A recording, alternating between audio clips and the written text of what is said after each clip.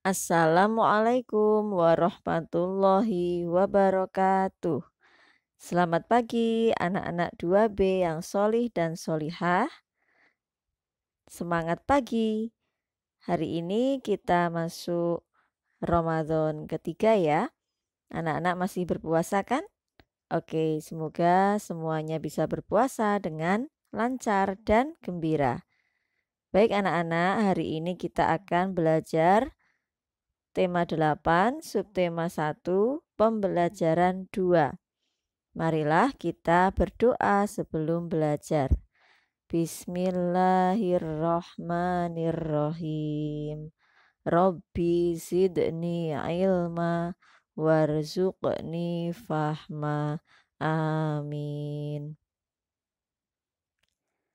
Anak-anak silakan dibuka halaman 12. Di rumah, anak-anak kadang bermain. Namun harus diingat, tidak semua ruangan atau benda di rumah bisa dijadikan tempat bermain. Perhatikan gambar-gambar ini. Pernahkah kamu bermain seperti anak di atas? Jelaskan. Nah, pernah tidak kalian bermain pisau atau bermain mencolokkan ini ya ke stop kontak atau bermain api? Nah, kalau pernah, kapan kalian pernah melakukan itu? Sebaiknya kita tidak usah ya bermain benda-benda yang membahayakan. Apakah akibat bila benda-benda seperti pisau atau kompor dipakai bermain? Nah, kalau kita bermain pisau, kita bisa tergores dan terluka seperti ini. Kalau kita bermain kompor, bisa mengakibatkan kebakaran atau kalau kompor gas bisa meledak gasnya, ya. Apa pula akibat bermain dengan peralatan listrik? Jelaskan akibatnya. Nah, kalau kita bermain seperti ini, mencolokkan sesuatu atau memegang stop kontak, memegang steker. Nah, ini bisa menyebabkan kita tersetrum aliran listrik atau tersengat aliran listrik. Kemudian bagian yang bawah ya, bagaimana sikapmu? Di rumah, Rido lebih suka membaca buku daripada bermain. Kegiatan ini dapat menambah pengetahuan. Kegiatan ini juga tidak membahayakan diri. Apakah kamu ingin meniru sikap seperti Rido? Nah, tentunya kita setuju ya dengan sikapnya Rido ini. Dia lebih suka membaca buku daripada bermain. Ya, apalagi membaca buku ini bisa menambah pengetahuan dan tidak membahayakan. Kita juga bisa melakukan kegiatan yang lain yang bermanfaat. Oke, kita lanjutkan halaman 13. Tidak semua permainan dapat dilakukan di rumah. Misalnya bermain bola seperti yang dilakukan Raka dalam cerita berikut. Nah, ini ada cerita bermain bola di halaman rumah. Ini Raka dan teman-temannya bermain bola. Mereka bermain di halaman rumah Raka. Raka menendang bola, namun bola mengenai kaca jendela hingga pecah. Kemudian ibu menegur Raka karena telah memecahkan kaca jendela. Seharusnya Raka tidak bermain bola di halaman rumah, kata ibu. Kemudian Raka meminta maaf kepada ibu. Ibu memaafkan Raka. Ibu mengingatkan bahwa bermain bola di halaman rumah dapat membahayakan. Ayah membersihkan pecahan kaca. Ayah melakukannya dengan hati-hati. Pecahan kaca segera disingkirkan agar tidak melukai siapapun. Nah, kalau kita bermain bola, hendaknya dilakukan di lapangan atau di tempat yang luas. Jangan di halaman rumah yang sempit karena bisa-bisa mengenai kaca jendela dan kaca jendela bisa rusak. Bisa pecah seperti ini ya. Halaman 14. Apa sebab kaca jendela rumah Raka pecah? Nah, sebabnya adalah karena terkena tendangan bola dari Raka. Di mana seharusnya Raka dan teman-teman bermain bola, seharusnya mereka bermain bola di lapangan. Apa bahaya dari pecahan kaca? Pecahan kaca bisa menyebabkan kaki kita atau tangan kita terluka. Nah, sekarang bawahnya ini ada cerita. Akhirnya Raka mengajak teman-teman bermain di lapangan. Di lapangan anak-anak bermain dengan rukun. Bagaimana sikap agar bermain rukun? Nah, ini ya sikap-sikap yang baik ketika bermain. Ino dan teman-temannya bermain bersama. Di antara mereka ada yang berbeda agama. Tapi walaupun berbeda agama, mereka tetap rukun. Mereka menunjukkan sikap menjunjung persatuan.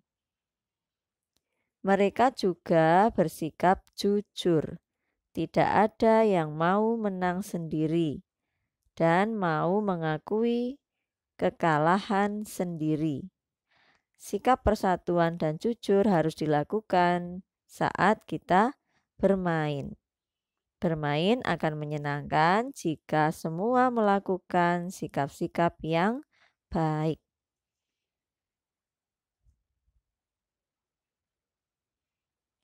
Nah, anak-anak, untuk tugas classroom hari ini untuk penilaian Bahasa Indonesia KD 4.4. Oh, maaf ya. Untuk penilaian PPKN, maaf ini Brandom salah tulis. PPKN KD 4.4. Tulislah minimal 5 sikap menjaga kerukunan ketika bermain. Ya, paling sedikit 5 sikap apa yang harus kalian lakukan untuk menjaga kerukunan saat kalian bermain. Tulislah di buku tulis, difoto dan dikirimkan ke classroom. Kita lanjutkan halaman 15, ini adalah materi PJOK. Di sini ada permainan namanya permainan jongkok dan berputar. Nah, ini Ino dan teman-temannya sedang bermain permainan jongkok berputar dengan rukun. Nah, aturan bermainnya anak-anak bisa membaca sendiri ya bagaimana cara memainkan permainan jongkok berputar. Halaman 16. Susun kata-kata acak berikut menjadi kalimat. Mulailah dari yang dicetak tebal. Perhatikan penulisan nama orang dan huruf awal pada kalimat. Nah, kita susun ya. Nomor 1, Raka menyesal telah memecahkan kaca jendela. Menulis Raka, R-nya kapital. Di belakangnya tanda, di belakang kalimat tanda titik. 2. Mereka bermain bola di lapangan. Mereka, M-nya kapital. Di belakang kalimat tanda titik. Nomor 3, lantai yang licin sangat membahayakan. Lantai, L-nya kapital, di belakang kalimat tanda titik. 4, dapur bukan tempat untuk bermain. Dapur, D-nya kapital, di belakang kalimat ada tanda titik. 5. Ayah menyimpan peralatan berkebun di gudang. Ayah, A-nya kapital, di belakang kalimat tanda titik. Silakan ya, anak-anak bisa menulis sendiri.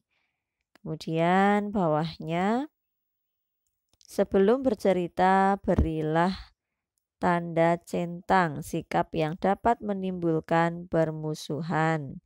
Nah, mana di antara dua gambar ini sikap yang menunjukkan yang bisa menimbulkan permusuhan? Nah, tentu yang ini ya, silakan dicentang. Kemudian, apakah kamu pernah melakukan sikap ini? Nah, kalau pernah melakukan, kapan kalian melakukan ini dan sebabnya apa? Nah, seharusnya kita harus bisa menjaga kerukunan, tidak boleh bermusuhan, bertengkar, berselisih dengan teman sampai berkelahi seperti ini. Baik anak-anak, materi tematik hari ini sudah selesai. Beranom ingatkan ya, selama Ramadan ini marilah kita berbuat kebaikan sebanyak mungkin agar mendapat pahala dan ridho dari Allah. Nah anak-anak yang hafalannya belum selesai, yuk dihafalkan dan dikirimkan ke Buranum ya. Tetap semangat belajar di rumah, jagalah kesehatan, berpuasalah dengan gembira. Semoga anak-anak semuanya berpuasa dengan lancar sampai di akhir Ramadan. Terima kasih. Kita baca hamdalah. Alhamdulillahirabbil alamin. Wassalamualaikum warahmatullahi wabarakatuh.